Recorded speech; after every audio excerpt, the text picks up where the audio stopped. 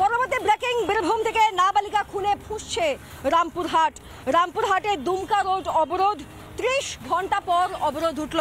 আরও একবার জানাই, রামপুরহাটে দুমকা রোডে অবরোধ 30 ঘন্টা পর অবরোধ উঠল।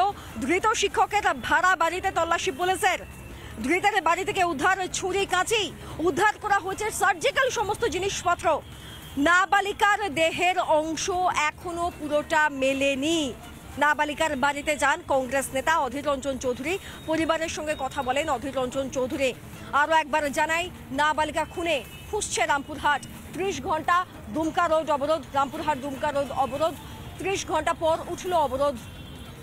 নাবালিকার বাড়িতে যান অধীর রঞ্জন চৌধুরী কংগ্রেস নেতা, এবং তার পাশাপাশি আপনাদেরকে জানিয়ে রাখি, নাবালিকার দেহের সমস্ত অংশ এখনো অবধি মেলেনি। কিভাবে ফরেন্সিক হবে, কিভাবে ফরেন্সিক টেস্ট হবে, কিভাবে সত্য প্রকাশ্যে আসবে?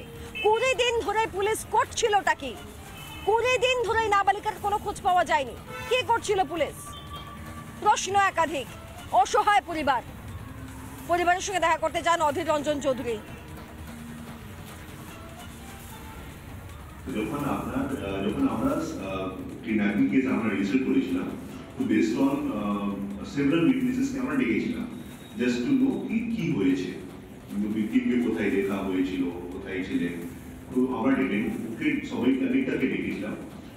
ওর মধ্যে উনি একটা শিক্ষক একজন ছিলেন যাকে আমরা ডেকেছিলাম, কিন্তু ওই সময় আমার কাছে কোনো এভিডেন্স ছিল না। পরে যখন আমরা টেকনিক্যাল অ্যানালিসিস করেছি, টেকনিক্যাল অ্যানালিসিস করে জানতে পেরেছি যে একিউজড মুভমেন্ট কীরকম ছিল। তারপরে আবার এনাকে ডেকে ইন্ট্রোগেশন করা হয়েছিল, তারপরে উনি কনফেস করেছেন। ওনার কনফেশন পরে আমরা বডি রিকভার করেছি। উনি দুটো ব্যাগ রিকভারি করেছে এবং একটা ব্যাগ মিসিং আছে। অ্যাকিউজড এখন কাস্টাডিতে, পুলিশ কাস্টাডিতে, কোর্ট থেকে পিসি দিয়েছে এবং ওরা সমানই ইন্টারোগেট করে যাচ্ছেন বোঝার জন্য যে মোটিভটা কি, এবং আরও যা যা প্রশ্ন রয়েছে উনি যা যা বলছেন সেটা চেষ্টা করা হচ্ছে।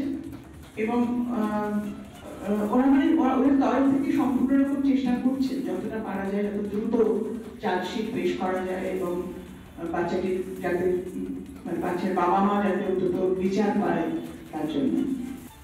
তৃণমূলের সব লোকরা ওখানে খবর নিয়ে দেখুন, তৃণমূলের লোক যে মাস্টারকে এর আগে যখন গ্রামবাসী ঘিরে রেখেছিল, তৃণমূলের নেতারা কি তাকে ছাড়িয়েছিল, এবং যাকে যে মাস্টার সে তৃণমূলের নেতা সেটা এমন কাজ তো করতে পারবে না। একটা বাচ্চা আদিবাসী পরিবারের মেয়ে, তাকে 5-7 টুকরো করে এতদিন পর ধরা পড়ছে। গ্রামের মানুষের প্রতিবাদের চাপে পুলিশ সক্রিয় হয়েছে। বাংলার মুখ্যমন্ত্রী তাদের কোনো বক্তব্য শুনেছেন না।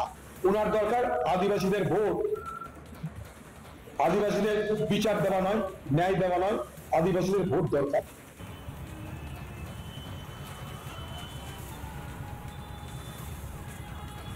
রাজনৈতিক মহলে এই বক্তব্য আপনারা শুনলেন। আরো একবার জানাই, নাবালিকা খুন রামপুরহাটে। নাবালিকাকে খুন করে দেহ টুকরো টুকরো করে ফেলা হয়, বস্তায় করে রেখে আসা হয় জঙ্গলে। সেই দেহ পুলিশ খুঁজে পেয়েছে 20 দিন পর। 20 দিন ধরে পুলিশ কি করছিল, কোথায় তদন্ত? এবং যে ভাড়া বাড়িতে ওই শিক্ষক যে বাড়িতে পড়াতো, সেখানে সার্জিক্যাল জিনিসপত্র ছুরিকাছি পাওয়া গিয়েছে।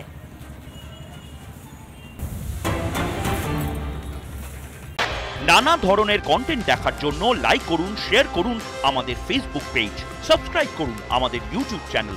পাশাপাশি অন্যান্য ব্রেকিং নিউজের জন্য অবশ্যই চোখ রাখুন রিপাবলিক বাংলায়।